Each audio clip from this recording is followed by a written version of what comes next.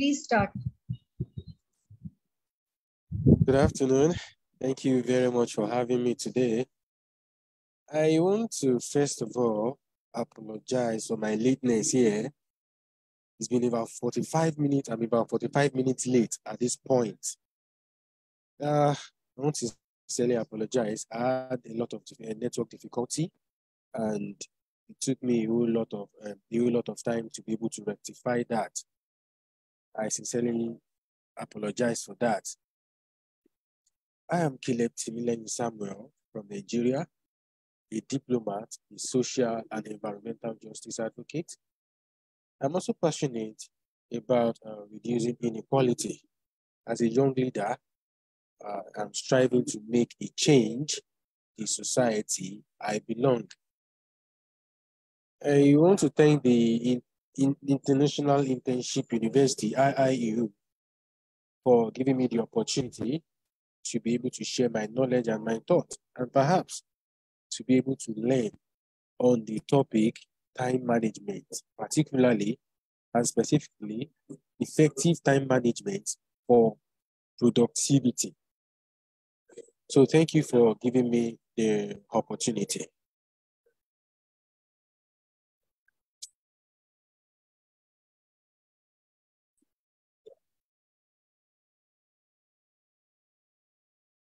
So that is my self-introduction.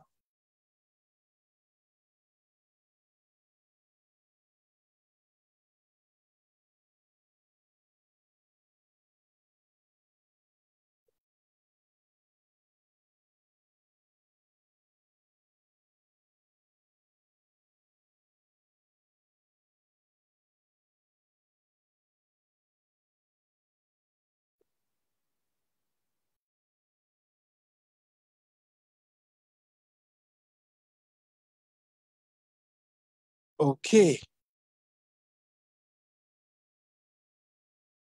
Today, we will be talking about time management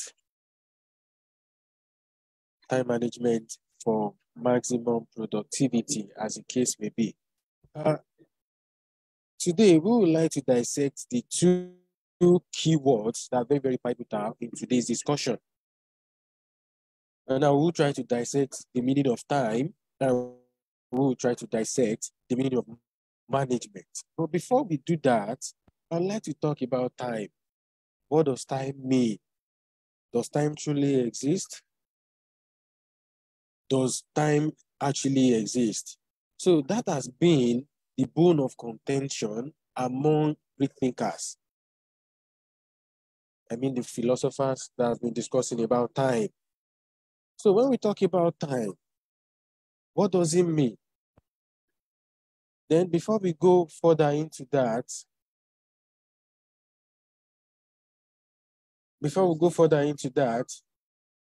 I'll also talk about management. We can say time is a sequence of events that happened in the past, particularly also currently in the present, and also in the future. We all know that time is one-dimensional. And as a matter of fact, what has happened in the past, what is happening now in the nowness of also in the present time, and also what is going to happen in the future is parallel to one another. So whatever input you give to the past will particularly suffice in what is going to happen in the present, and what is going to happen in the present is going to suffice in what is going to happen in the future. So when we look at management, on the other hand, we can see management is a utilization of resources, and particularly, we all know that time is resources. So, and we all know that the effective management of this time is to give productivity. Of course, we all need to manage our time for a purpose, and the purpose is to deliver a result, the end product of effective time management. So looking at, having given the definition of time and also management, and we also know that time is a resources, so we need to look particularly into the definition of the time management together. So we can say time management refers to the managing time effectively so that the right time is allocated to the right activity. Of course, when we talk about time management, we all need to know that after you have prioritized your task according to the level of importance and urgency. You need to allocate time to each of these tasks. For what purpose? For results. So when we talk about effective time management also, the definition of time management is different from effective time management. If you want to achieve a result, a very, very strong result, an excellent result, you must be able to manage time effectively. So when we talk about effective time management, it allows individuals to assign specific slots of activities as per their importance. So there's a formulation, particularly a formula beneath that definition, which says effective time management is equals to specific slot of activities plus importance. So that will give you the results that you want, which is the effective time management. The assignment of specific slot of activities as per their level of importance. Daily, whenever we want to carry out activities, we all know that some activities come before the other. Some are of high level of importance before the other. It is wise for us to choose the one that is most important. Of course, all the tasks for the day are important, that will add up to the results that we want. But we need to prioritize it as per the level of importance. We need to prioritize it as per the level at which we need to attend to one before attending to the other. If we attend to one, it will culminate or generate the orders for the others to come in so that we can continue in a sequence manner before we attain or achieve our result. So when we talk about time management, we need to ask ourselves some level of questions before we can go further. Number one, which activity is more important for us? That is a question for us. Number two, how much time should be allocated to the activity that we already have, that we already outlined? Number three, which work should be done earlier? Then the number four of that, which work can be done later? That is how we can effectively manage our time to get our result. So, having said that, what does time management includes? We need to ask ourselves another level of questions when we talk about time management. It has to include some things. Everything in this life has its own principles. And definitely, before we can know how to use or how to arrive at the result, we need to learn all these principles for our own sake. We cannot achieve a result when we refuse to learn the principles that are around it. If you want to learn to drive a car, of course, definitely you need to learn how to drive that car. There is a principle behind that car. You need to know how to do it. If you want to fly an airplane, you need to learn the principle. That's why there are school of education for that, so that we can acquire knowledge both theoretically and practically to be able to fly an airplane. So the same thing is particular about time management. What does it include? It has its own principles, it has its own steps. If you want to deliver a unique deliverable, as the case may be. Number one, effective planning. We need to effectively plan the way we utilize our time. Of course, time waits for no one, and definitely it is what we do with our time that will give us the results. So it is particularly known that whenever people ask, okay, what have you been able to do? Have you been able to effectively carry out your plan? Of course, when there are results there to prove, then people will understand that, okay, this person has been able to manage his time effectively. So number two, you need to set goals and objectives. Of course, when you have some tasks, you need to outline those tasks according to what you said earlier as per level of importance. You will allocate the time that is important for each of those tasks. And of course, the end result of whatever you are doing is to meet up with some goals and objectives.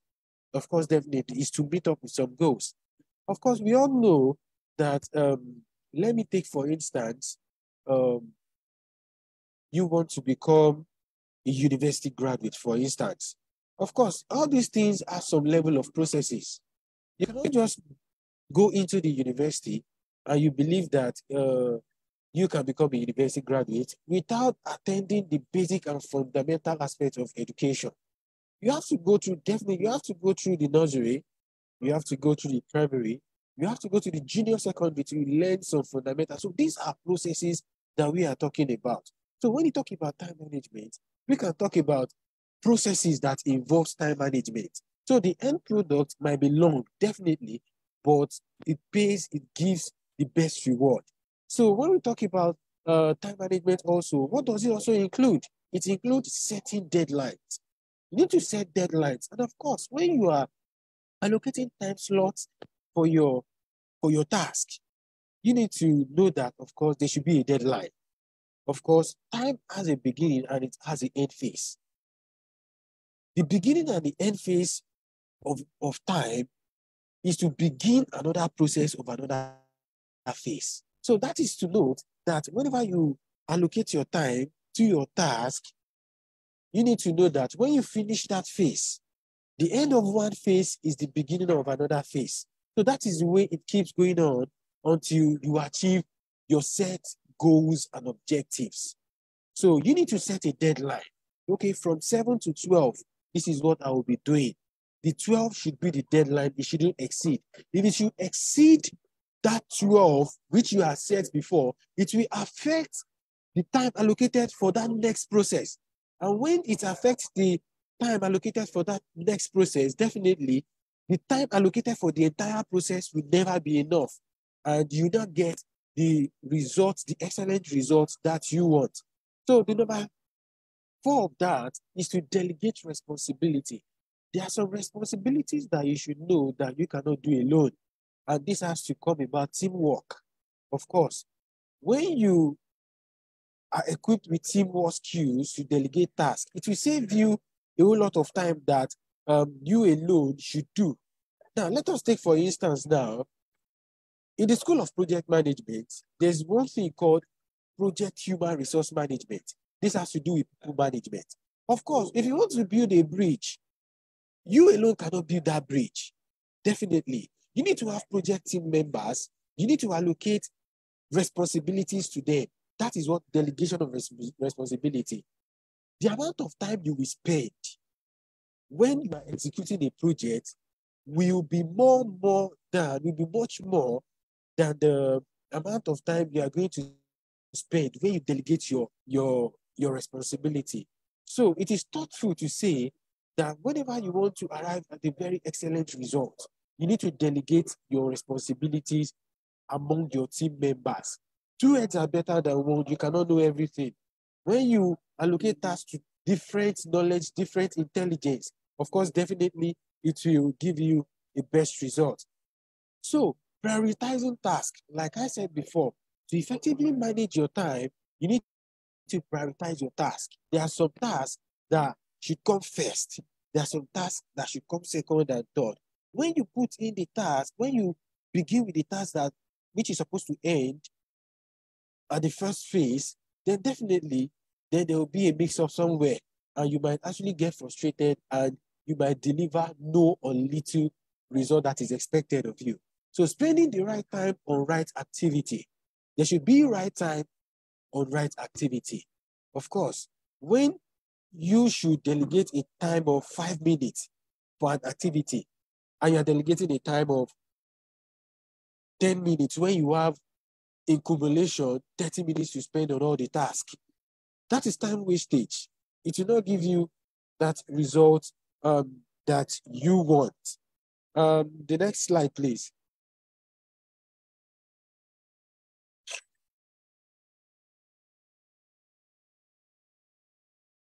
I'd like to view the next slide.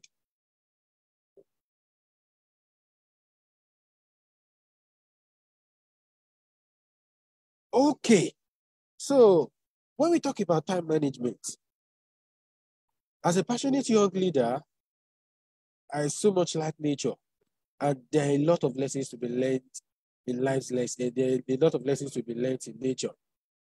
The same thing is applicable to animals that we are. Animals also have some unique potential in them, as much as I know. And for those of us who are very conversant with animals, we all know that they are intelligent too. Yes, they might not be as intelligent as humans, but they have some level of intelligence. I would like to use a rat as an instance, as an effective time manager. According to a research that was conducted in France, there has been some level of research done on rats. And according to their behavioral task, they were able to learn how to press a lever for at least 3.2 seconds. I'd like to read the slide. Rats are highly intelligent animals, and they can evaluate their performance and their level of behavior accordingly to do better next time, according to a new international study. The researcher from France, CNRS, the France National Center for Scientific Research, and CEA, Center for Scientific Research, tested the time management abilities of rats by developing a behavioral task, during which the rodents learned to press a lever for at least 3.2 seconds. Please, the next slide.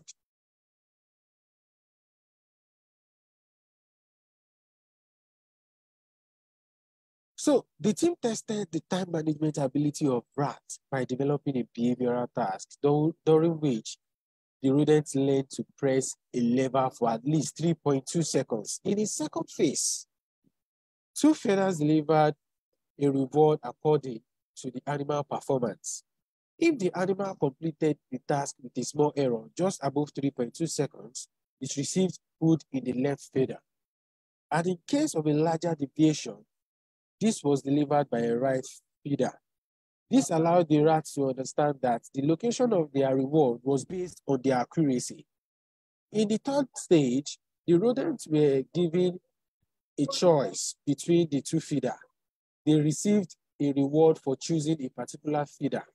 The scientists found out that the rats chose the feeder corresponding to their temporal error. The one on the left, if they completed their assigned task within 3.2 seconds, and the one on the right, if they took longer. So what is the outcome of this research? The researchers found that on each trial, the rats evaluated the accuracy with which they performed their task. They were even able to estimate their margin of error. There's a link below the outcome. So to go further in this research, we must understand that whenever we are talking about time management, effective time management to be precise, we must also talk about accuracy of the time allocated to this task. Like I said before, when you have about 3 tasks ahead of you, let's say, for example, you have 15 minutes, then 5 minutes for each of these 3 tasks, 5 minutes each. Of course, definitely, you should be accurate enough to finish the task 1 in 5 minutes. And also to finish the task 2 in 5 minutes and the task 3 in 5 minutes also, which will cumulate to the 15 minutes of which you have allocated to each of these tasks. So like I said before, when you allocate 5 minutes for the first task and you end up spending about 8 to 10 minutes, it will affect the end result of that project. So that is why you will see, for example, let me give an instance in the School of Project Management. When you talk about project time management, when you see a whole lot of project managers, when they allocate time to each of their tasks, at the end of the project, if they cannot meet up with the time allocated for that project, you discover that they should have a prolonged operation in executing that project. And at this time, this is when they inform their clients that, okay, we'll not be able to finish up this task again at this period which we allocated for this task. Of course, you have to give us some more time to be able to finish this project. So that is the way it goes. When you don't finish up your task, it is a matter of accuracy, of which it should be a behavior that we should inculcate whenever we want to deliver a very wonderful result. We should be accurate in executing our task, just like a rat.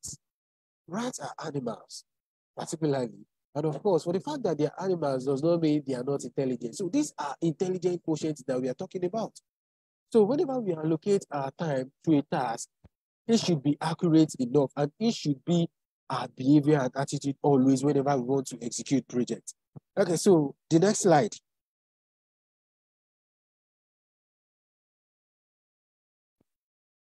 Okay, so when we are setting our goals and objectives, we need to understand that there are formulas to setting goals and objectives. We need to implement the smart technique when we talk about a specific. Our tasks, are they specific enough? If they are not specific enough, it will cause a whole lot of damage in the end result. Our task measurable. Can we quantify our task? Can we measure it? Is it something that can be quantified? If they are not quantified, we need to go back to make sure that our tasks are measurable. Is it achievable? Is it something that is achievable? When we talk about achievable tasks and realistic, they are two sides of the same coin. When something is achievable, then we must be very, very realistic about it. Something that is very, very realistic, definitely, is something that should be achievable. Then lastly, timely. Is it timely enough? Do we allocate our time to each of these tasks? To work with our goals and targets in an organization, or particularly in a project that has to do with individual, will be similar to a situation where the captain of a ship loses his way in the ship. It must be realistic enough, it must be timely. So what would be lost? Learn to set targets for yourself and make sure they are realistic and also achievable. So we need to use the smart formula to allocate to deal with our task early enough. So the earlier we do that, the better the excellent result we'll be able to achieve. So the next slide. So, like I said before, for everything in the universe, there are techniques. And we must also learn all these techniques if we want a fantastic results. So we have time management techniques and principles looking at us, and we need to learn them. So the first of them is the Eisenhower matrix. Before Dwight Eisenhower became president in 1953, he served in the U.S. Army as an Allied Force commander during World War II. He was faced with difficult decisions every day that led him to invent what is now called the Eisenhower matrix, or the urgent important matrix. You must understand that if you want to become an expert in time management, you must be very, very strategic. When you look at great strategies such as Napoleon Bonaparte, and when you talk about all these people that were warriors during the time of war, we are not talking about time management to be able to fight war. In this case now, it is just an instance to be able to face our task and to be able to come out with a very wonderful result. So when you look at them as the kind of people that are very, very strategic. At every point in time, they bring out the results. It is not just something that they are lucky to have. These people understand what is called time management. Every great strategist today are time managers, effective time managers to be precise. At a point in time, before they go to a battlefield, they understand that there's a formula and there's a technique for them to deal with, to be able to counter their opponents on the battlefield. So for them to be able to win the war, they must also understand the technique. So this Eisenhower matrix is simply trying to talk about task prioritization. Prioritizing tasks as per importance as to urgent ones. Identify which tasks should be done within the day, which all should be done within a month, and so on. This is not particular about day, month, and year.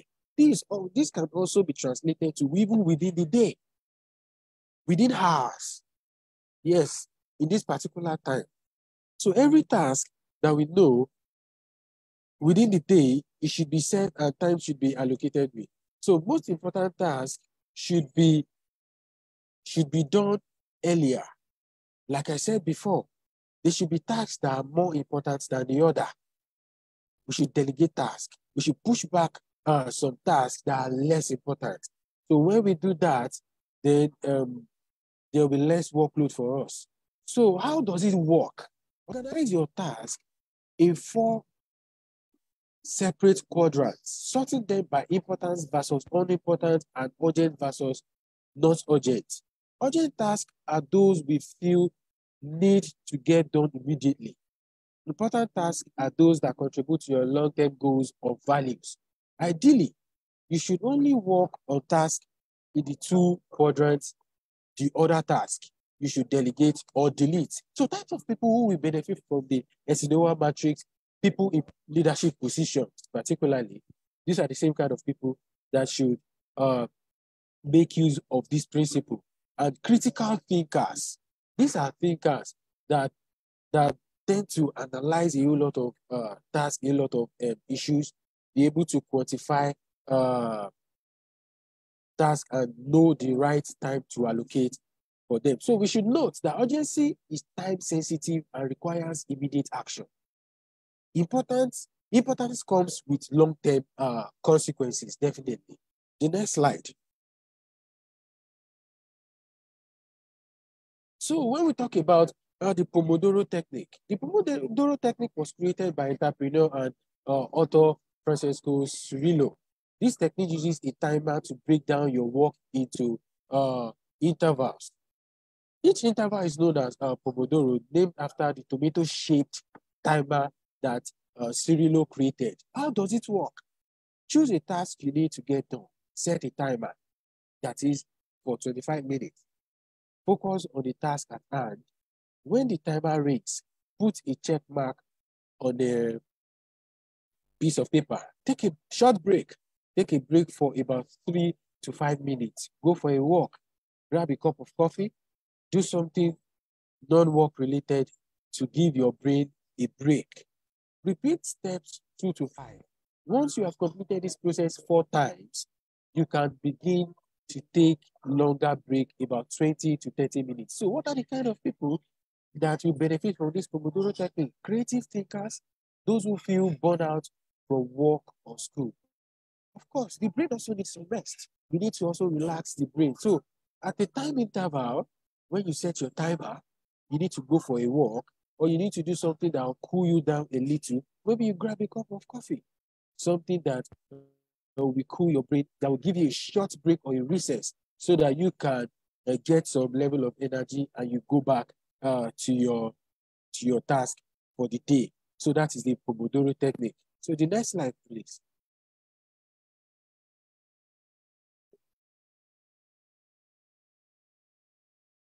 The next slide. Okay, the Parkinson law.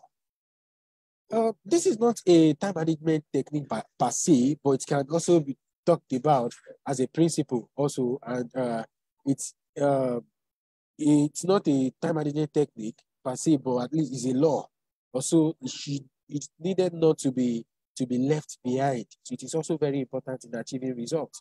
So it states that work expands to fill the time available for its completion. Parkinson's law should be used to help you improve your productivity by thinking about realistic yet challenging goals. The idea is to set some sort of time limits rather than just leaving all of your goals, plans, and tasks open-ended.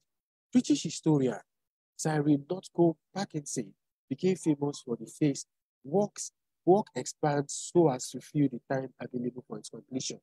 In other words, the amount of time you give yourself to complete a specific task is the amount of time it will take you to complete the task.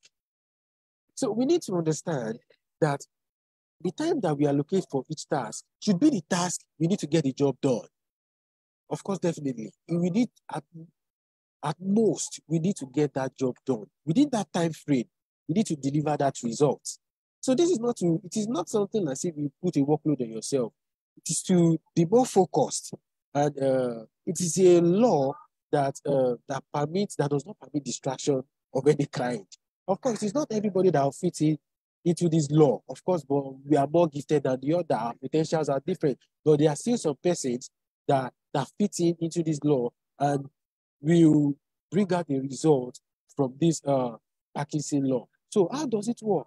This is not a time management technique per se, just like I said before. It is a law that when understood, can be applied as one of the most beneficial time management methods out there, but you will have to put in the work. That means working more efficiently in shorter bursts of time. Here are some time management tips. So these are the kind of people that works under pressure. Of course, just like me, I cannot work under pressure. I know myself for that. Definitely. But when time demands that, I give it that. Definitely. So this kind of technique, it works for people that know how to work under pressure. There are some people like that. They know how to work excellently well under pressure. And that within that time frame, they will give you that result, while some of us cannot.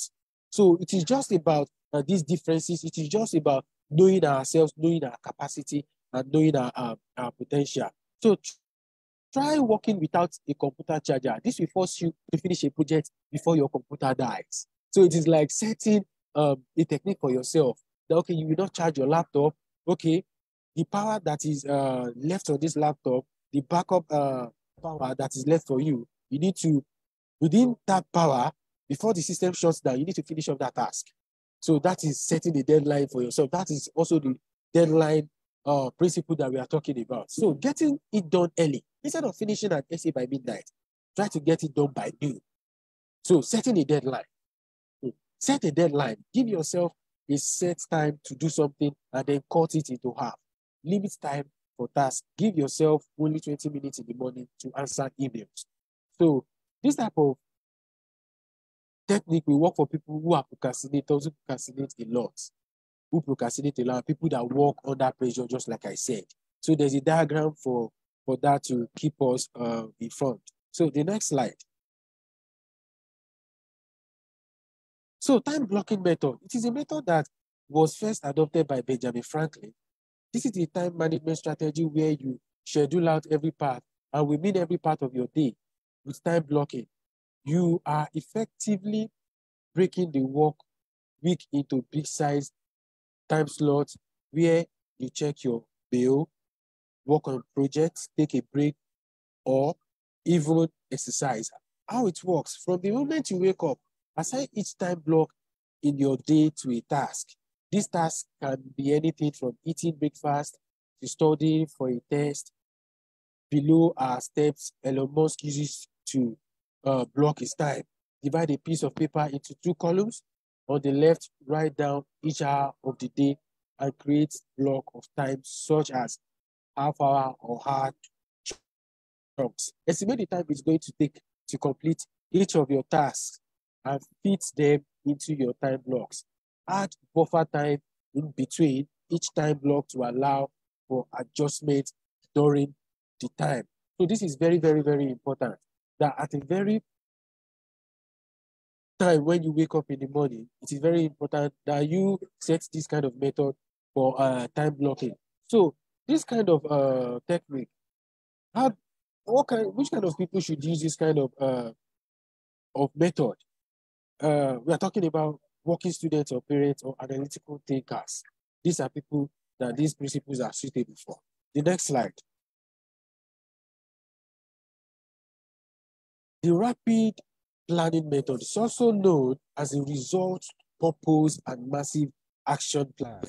It is not that all other techniques I've been talking about it does not bring results. Of course, they all bring results. It is just about potentials and differences in ourselves. So this is the time management technique that believe in expanding your manner of thinking and staying out of your comfort zone. The purpose is to train your brain to focus on a vision of what you want so you can make it real. How does it work? By capturing. Write all your tasks you need to accomplish this week. Number 2, chunking. Chunk your tasks together by commonalities. Which items are personal, school-related, career-focused? Create your own RPM blocks. On the top of a new sheet of paper, make 3 columns. The task, the result you want from completing that task, and your purpose for completing it. Next, list the action you can take to get there. Create an empowering role for yourself. If you are a student, you might call yourself the study queen, particularly. It just depends. This is just to keep you company and to make sure that you you belong to that particular method.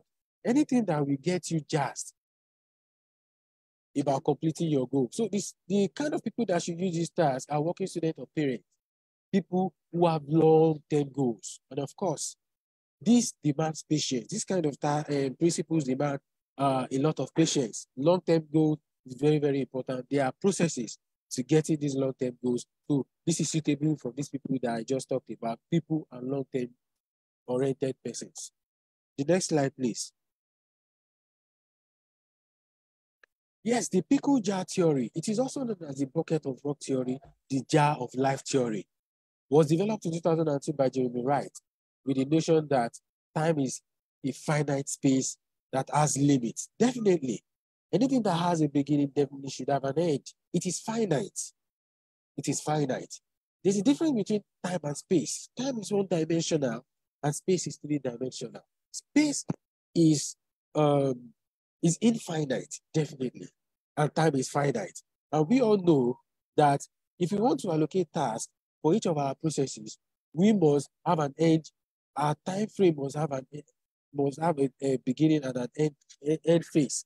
So definitely, that is where we can say that we finish up our task. It is based on prioritizing your daily activities while respecting the time estimated for each. Therefore, the pickle jar theory helps us estimate how long a piece of work will take to complete. So rules for implementing the pickle jar. To incorporate the bucket of work theory into your life successfully, you must give special attention to the order in which you organize your task. If you, for instance, fill your jar, begin your day with distractions such as chatting with colleagues or social networking, and then continue filling your jar with pebbles, urgent tasks that can wait, you will find your jar almost full in no time. Now, there's no place to put the rocks, the most important activities during your day in your jar. Thus, your day ends up being unproductive. So definitely, when you talk about the pebbles as displayed in the diagram, you must always understand that the pebbles here, the higher the size of the item you are putting in the jar, the more important it will be and the more tasky it is. So task with average importance, sand, small, less important task, according to the size of the pebbles in the jar, the sand, and also the big rocks. These are bigger than pebbles. So it is big and also important tasks. So you should need to treat them accordingly. So the kind of people that benefit from it are visual people and concrete thinkers. The next slide, please. It's that frog technique. This is a technique that was named after Mark Twain, quote, which states that eat a live frog from first thing in the morning and nothing worse will happen to you the rest of the day. Start your day by doing the most wondrous task first and getting them out of the day. This strategy is a prioritization and productivity method. Is used to identify difficult tasks. It is a strategy suitable to ending procrastination and for personal development. So it's important. It sets you up for success early in the morning. The Eat That Frog strategy focus solely on completing one task for the day. That's it. Then, after you've completed your most challenging task, you have to rest. You have the rest of your day to complete the smaller task. So the purpose of this task, of this technique, is that we all know that when we wake up very early in the morning, the body system, we all have that energy to attend to tasks very early in the morning. So it is very important that so that we will not wear ourselves out during the day before we meet up bigger tasks during the day, we need to make sure that after we have prioritized our tasks, we need to, at the point of prioritizing our tasks, we need to single out the ones that are more challenging very early in the morning.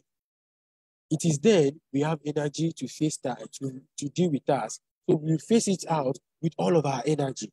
And we all know that when we bring out that most challenging task, of course, it's in a larger sense, it is the most important task. So we can invest most of our energy and time on that task for the whole day, so that we won't do the one that are less important, that are less stressful.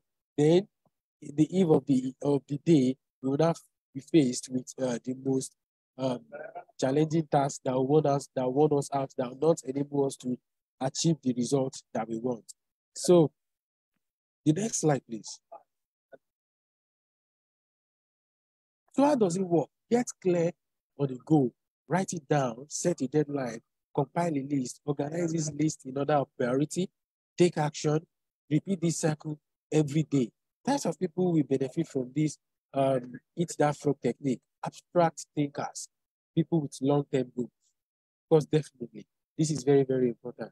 So this task is also very important. It is suitable for people that are abstract thinkers. So the next slide.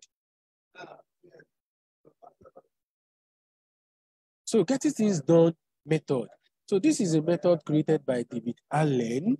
This particular process helps you get things done by recording tasks on paper and then breaking them down into actionable work items.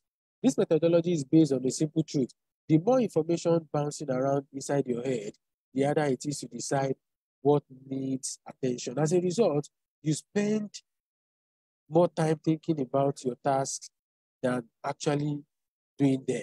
When information piles up in your head, it leads to stress, overwhelm, and uncertainty. David Allen observed that our brains are much better at processing information than storing it. Your head's a crappy office. How does it work? Capture the action that have your attention. So these actions are related to anything from work to your personal, to school life, and also to your personal life. Clarify what they mean. Decide whether the tasks that have your attention are actionable or not. If an item is not actionable, ignore it for not. If the item is actionable, do it, delegate it, or set it aside. Organize your action. Reflect. Review your list of actions frequently to determine your next priority.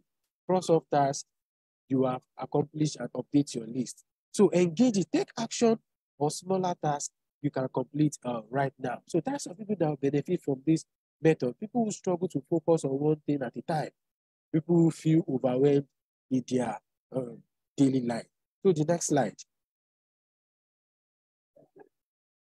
Pareto analysis.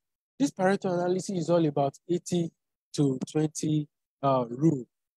This rule was created by Italian economist of Vilfredo Pareto. It's the idea that 20% of actions are responsible for 80% of outcomes. So the goal of Pareto analysis is to help you prioritize tasks that are most effective at solving problems. So the most important thing to note when we talk what we've been talking about these principles and techniques of time management is to be able to prioritize tasks to get particularly the result, and also to be able to solve problems, and also to be strategic thinkers. And also, before you can say you want to be able to effectively manage your time, you need to be a strategist, just like I said before, a problem solver, a teamwork player when it comes to delegating tasks. And also, you must be a result-oriented individual, a critical thinker, and analytical person. So these are the skills that works hand in hand with being an effective time manager. So how does this work? List some of the problems you are facing. For example, maybe your brains are sleeping. Identify the root cause of each problem. Assign a score to each problem. Group problems together by cause. Add up the score of each group. Take action. So the type of people that will benefit from this analysis, Pareto analysis, are problem solvers and also analytical thinkers. The next slide, please. So I haven't talked about the techniques and the principles of time management to achieving results. We can also talk about the benefits. When we talk about the benefits, it can also be tailored towards personal life and also towards professional life. Of course, when you are effectively managing your time, it equips in you some skills that will be useful for you in another stage of life, or particularly when attending to other processes. But also, we must also understand that when you are talking about benefit of time management, it gives you that attitude to be punctual and to be disciplined. So one learns to work when it is actually required at the result of effective time management. To make the judicious use of time, individuals should prepare a task plan or to-do list at the start of the day to jot down activities which need to be done in a particular day as per their importance and urgency against the specific time slots and assigned to each activity. A task plan gives individuals a sense of direction at the workplace. So, and also, it will also help when it comes to organizational skills. It is very, very important. Even as part of the, aside the personal development it will give to you, time management, it is also very important that organizational skills is also very, very pivotal. When we talk about organizational skill also at the level of in the organization, in corporate society, like in the corporate, in the industry, it's very important that when you look at most employers that are looking for employees, they stress on organization skills. It is very important that if you do not, of course, definitely, if you tell them you do not have organization skills, definitely they know that you are not an effective time manager because they go hand in hand. So for you to be able to be an effective time manager, you must be able to organize yourself. And if you're a team lead, you must be able to organize your team members. So this still boils down to these collaborative skills that we are talking about, collaboration or partnership that we are talking about, or human resource skills that we are talking about. So if you do not have these human resource skills, at every project, you'll not be able to deliver that unique deliverable that you want. And we all know that the end result of this effective time management is the result. And that result is the uniqueness of the time that you have put in into your task and your processes. So also it boosts your morale and confidence. Of course, when you are an effective time manager, you have confidence in yourself. You have that morale. As a result of time management, individuals accomplish tasks within the stipulated time frame. It's very important. People who understand the value of time are the ones who manage to stand apart from the crowd. Individuals who finish up work on time are looked up to by others and are always the center of attention everywhere. So, and also, it will give you that better planning and also to better forecast. When you look at these meteorologists, the ability that they have in forecasting the weather is because they've understood that time. They are effective time managers. They will tell you rain will fall at this particular time in a certain location. And it's going to be like that. It is because they studied that time.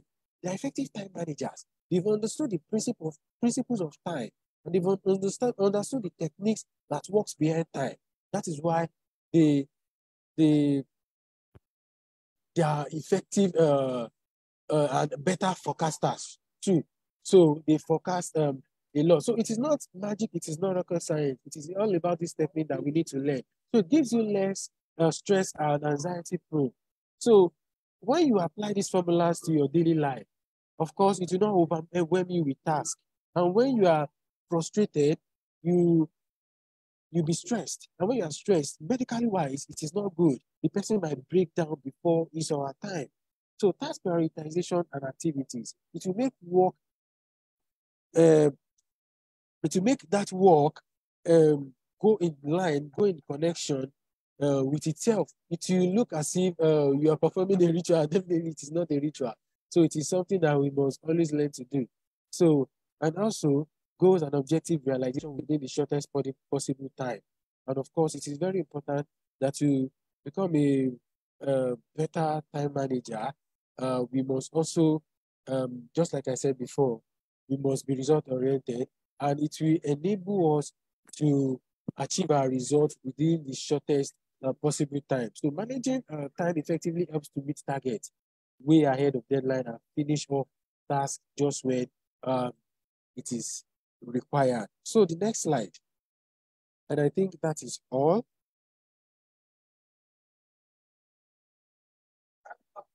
Okay, yes, and I think that is all. So